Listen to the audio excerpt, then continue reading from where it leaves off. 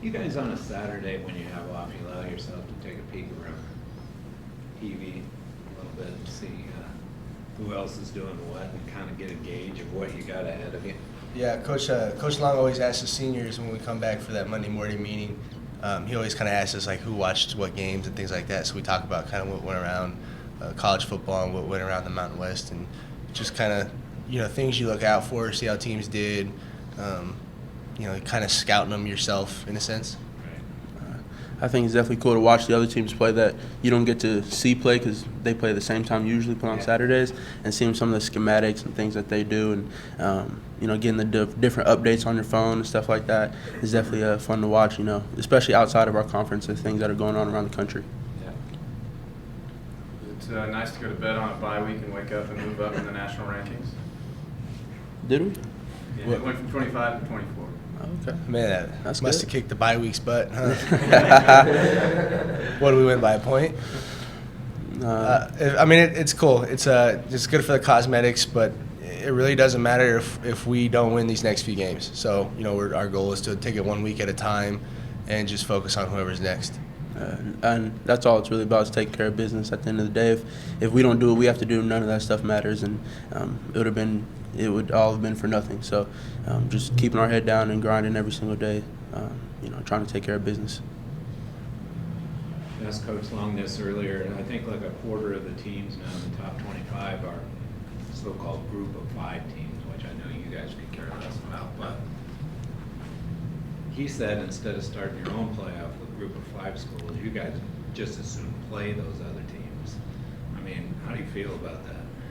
I think it'd be a lot of fun just to see how you can stack up against, 4-star, 5-star recruits and things along the lines of that. But it'd be interesting to, get a group of 5 team in the college football playoff and in like newer 6 bowl games and things like that. So I think we do just fine as well. Have you guys reached that level, Myles, now where people look at San Diego State and think, hey, we don't necessarily want to play them?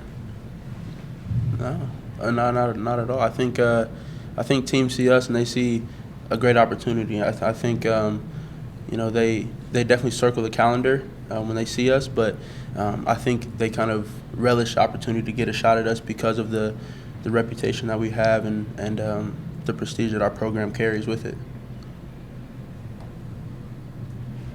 Your guys' focus is on winning a conference championship each year. You have the hashtag Win22. But how much does it come into the discussion to be part of the CFP New Year's Six focus? And that's coming out today. 0. There's no focus on that. I mean, you said it. We got the hashtag Win22. Next year, hopefully, it'll be Win23. But that's the one goal we have, and in order to get to that opportunity, we got to take it 1 week at a time. So college football playoffs not till beginning of January.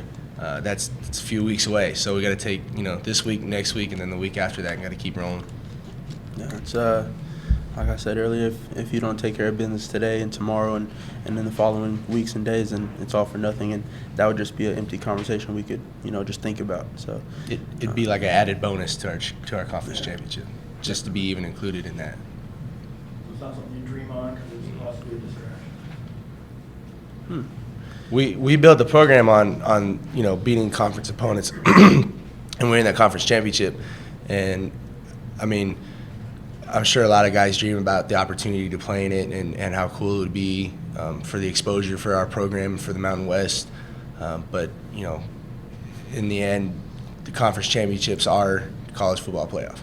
So once we conquer that step consistently, and then we can start talking about the college football playoff. Definitely just keeping the main thing. That's all we're worried about right now. Is we set a goal, let's achieve that first, and then we'll move on to the next goal. So when the CFP rankings come out today, are you interested in taking a look? No. You can send it to me. Parker, what's it like for you playing against the hometown school, right? You're from Yeah. area? Yeah. What's that like for you? It's a lot of fun. You get to play against guys you went against in high school and things along the lines of that. But when I was getting recruited and the whole coaching staff changed, it used to be a lot more personal for me to kind of show them, I did belong there, but I'm glad I found a better school. But with the coaching staff change, it's just another conference game for me. It's an opportunity to play against some guys that played against high school. It's an opportunity to see a lot of family and friends come down for the game. So that's kind of what it is. Last year in your guys' minds, last year in Reno, the way that game ended with you guys losing, is that in your mind heading into this week, or is that last year? Who cares? Disappointing for sure. We set out every game to win the game. That's why we show up. That's why we prepare the way we do.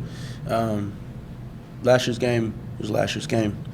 You can't really go back and change anything. You can't dwell on it. You have to move forward and prepare for this next opportunity that we have. So definitely stung at the time, but definitely going into this one with a clear mind. Well, last week I asked Rocky what impact the senior leadership had, making sure that what happened last year in Reno didn't happen this year in Las Vegas. What's your take on the role of the senior leadership and making sure that what happened last year against Nevada doesn't happen this year? Preparation. Making sure that we set the tone every single day. Coming out to practice with the mentality that you can't rest on your laurels. You have to get better every single day. That's one thing that our coaches preach is championship teams get better every week. You put a better performance on the field week after week. And so I think that's the job of all the seniors, is to take that message and put it on display every single day by the way we work, and everyone else will follow. And it's, one thing to look back at it and say, yeah, we lost. But I think, the seniors being the guys who've been here the longest, the guys who have experienced the most, and for some of the young guys to see that, for them to just kind of shrug it off and look forward to the last year, looking forward to this year, I think it's a big thing for the young guys to see that the seniors don't care what happened last year. It's all about what's going to happen this year and, within the coming weeks. You guys say about your team. I don't know if you saw Jesse Matthews. Mm-hmm. I saw that one, yeah. What can you guys touch on just him and how hard that is to do as a walk-on? That's awesome, especially coming into the year not on the watch list. The impact he's made with our team, the impact he's made around the country. For him to just be nominated for that's really cool for Jesse. I hope it opens up more opportunities for him here, scholarship-wise. But the kid works so hard, and he's one of the quiet. I'm pretty loud, obnoxious, but hanging out with Jesse's kind of tough for me because he's one of the more quiet kids. So getting Jesse to talk or getting Jesse to smile is pretty fun, but it's because he's always just so focused on his job and what his route is or what his blocking assignment is, and he just works really hard for this program, and it's good to see him getting that national recognition he deserves. Definitely. I'm definitely proud of Jesse. I remember, I don't remember exactly how long ago it was, his locker's right next to Kiava's 45-44, and I asked you, I was like, how come the guy next to you doesn't really say much? Like, what's going on? So one day we were all in the coach up, and I was like, Jesse, like, what's up, man? Like, what's going on? Like, try to get to know him a little bit. And then he gets on the field, and he's the exact opposite. He's a lion. Big heart, plays big, bigger than he is. And I'm just glad that he's able to display what he can do, and especially a guy from San Diego area. I'm sure that's real special for him, being able to kind of put on for his home city in that way.